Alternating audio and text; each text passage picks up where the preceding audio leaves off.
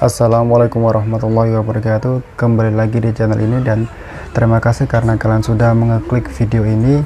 Di malam ini saya akan menceritakan sebuah kisah yang ada di Gunung Lawu. Gunung Lawu memiliki ketinggian sekitar 3256 meter di atas permukaan laut. Gunung ini memiliki 4 jalur sekaligus, yakni terbagi di antara 2 kabupaten ataupun provinsi, yaitu Provinsi Jawa Timur dan Jawa Tengah. Salah satunya adalah jalur Cemoro Sewu dan Singolango berada di sisi Jawa Timur, sedangkan di Jawa Tengah adalah jalur Cemoro Kandang dan Candi Ceto. Di balik keindahan Gunung Lawu menuai sebuah kisah horor yang dimana tempat tersebut menjadikan tempat hilangnya Raden Brawijaya V. Sebuah kisah yang pernah dialami oleh seorang pendaki ketika melakukan pendakian di Gunung Lawu, yang dituliskan pada akun Twitternya dalam thread horornya. Ia menceritakan beberapa kisah horor yang pernah dialaminya saat mendaki bersama 2 temannya, yaitu sebut saja Jono dan Joni. Sedikit pengalaman mistis ketika mereka mendaki di Gunung Lawu. Saat itu mereka bertiga, sebut saja Roy, Jono, dan Joni, mendaki di Gunung Lawu. Pada waktu itu Roy dan Joni pergi bersama-sama dari Jogja dan memiliki janji untuk bertemu dengan Jono di base camp Cemoro Sewu yang ditulis Roy dalam cerita horornya. Roy menambahkan saat itu Jono sedang berada di Ngawi dan berangkat dari rumahnya ketimbang bolak-balik dari Jogja, ungkapnya. Pada awalnya mereka bertiga berencana untuk berangkat sekitar 6 orang, dan 3 orang tersebut memberi kabar bahwasannya mereka tidak jadi berangkat untuk melakukan kegiatan pendakian pada hari kedua sebelum jadwal pendakian, sebelum jadwal pemberangkatan pendakian. Seperti pendakian biasanya, Roy dan Joni berencana untuk bermalam di base camp dan besok paginya mulai mendaki. Roy dan Joni tiba di lokasi pukul 7 malam dan ternyata Jono sudah tiba di depan masjid base camp.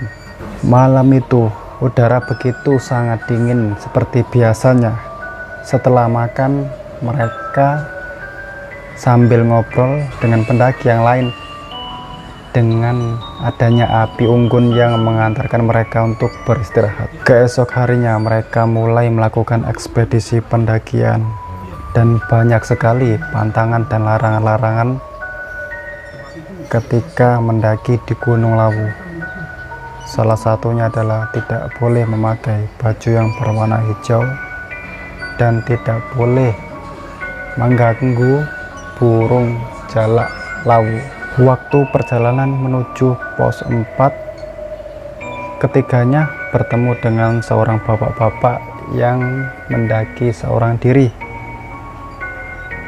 asal Surabaya. Menurut perbincangan mereka dengan seorang pendaki yang mendaki seorang diri tersebut, bapak tersebut mengaku bekerja di sebuah perusahaan kontraktor. Menurut Roy, ada kejanggalan aneh yang tertuju kepada tas milik bapak tersebut. Bapak tersebut merupakan seseorang yang mudah berbaur kepada orang lain dan mudah akrab kepada mereka bertiga. Pendakian mereka menjadi sangat menyenangkan ketika mereka menemui seseorang bapak-bapak yang menceritakan sebuah pengalaman yang lucu. Namun tiba-tiba Roy sangat penasaran dengan apa yang sedang dibawa di tas kecil milik bapak-bapak tersebut. Ketika Roy mendapati isi yang ada di dalam tas bapak-bapak tersebut ternyata adalah isi air putih dan kemenyan. Ketika itu Roy bertanya, "Loh, nggak bawa sleeping bag, Pak?" Lalu bapak itu menjawab, "Enggak mas, saya tidur di warung Hargo Dalem. Saya biasa pinjem sleeping bag di sana. Biasanya saya sebulan sekali sowan di sini, berkunjung di sini," tutur katanya bapak tersebut. Memang di Gunung Lawu banyak sekali orang yang seperti bapak tersebut. Sebab di Gunung Lawu terdapat sebuah makam dalam sebuah bangunan yang bernama Hargo Dalem. Di tempat itu kalian akan mendapati banyak orang yang sedang tirakat di tempat itu pada bulan Suro. Bahkan sebagian orang ada yang juga membawa seekor kambing untuk dibawa ke atas. Pukul 5 sore akhirnya mereka sampai di pos terakhir dan bertemu dengan warung yang tertinggi di Pulau Jawa, yaitu warung Mbok Yem. Warung Mbok Yem menyajikan beberapa makanan seperti gorengan, mie instan, bahkan kopi ataupun teh hangat. Ketika itu mereka bertiga sedang beristirahat di warung Mbok Yem dan berencana untuk membangun tenda di sana. Lalu bapak-bapak yang tadi ikut bersamanya berpamitan untuk sowan di Hargo Dalem. Di Gunung Lawu yang terkenal dengan suhunya yang sangat dingin, dan di situ Roy mempunyai ide-ide untuk bercamping, untuk mendirikan tenda di dekat Hargo Dalem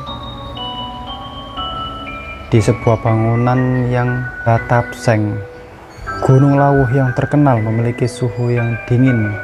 Di situ Roy mempunyai ide yang kreatif untuk mencari tempat mendirikan tenda di dalam sebuah bangunan yang beratapan seng di dekat Hargo Dalem. Dengan unsur ketidaktahuannya, Roy bertanya kepada salah satu penjaga warung Mbok Yem, "Bu, niki saged bangun tenda temriku?"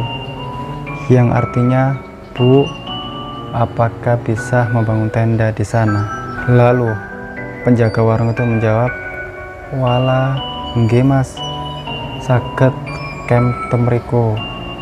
Yang artinya, "Oh iya Mas, camp di situ bisa."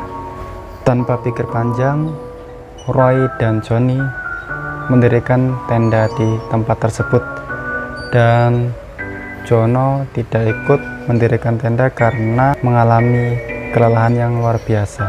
Di sana terdapat beberapa sebuah tempat yang beratap seng,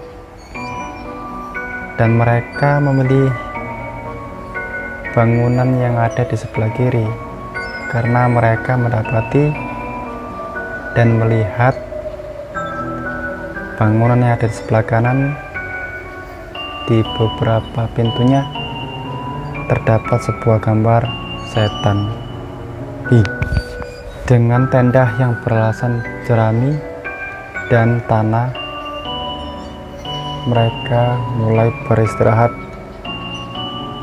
dan disitulah mulai terjadi kejanggalan-kejanggalan aneh yang mulai muncul.